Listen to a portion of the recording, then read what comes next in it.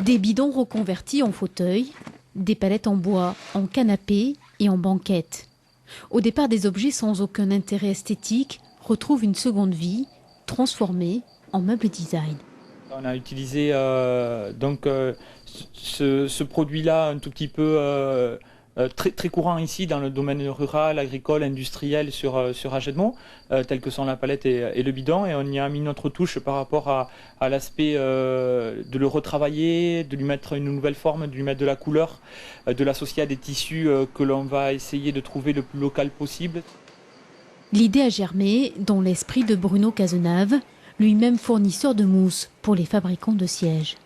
Après la crise qui a touché l'économie emblématique de la ville d'Agetmont, le secteur du meuble tente de reprendre pied, en misant sur l'originalité et le haut de gamme.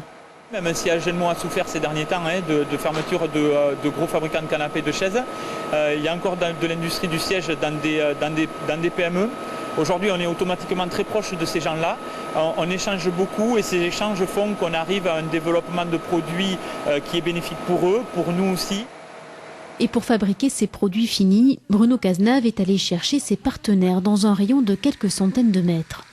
Il s'assure ainsi la maîtrise des coûts et du savoir-faire, des coutures des coussins jusqu'à la peinture des palettes en passant par la découpe du bidon. 5 entreprises participent à l'élaboration de la gamme.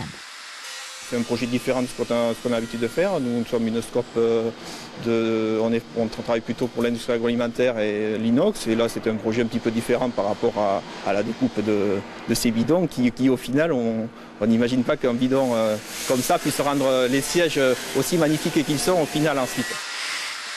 En gascon, espia signifie regarde.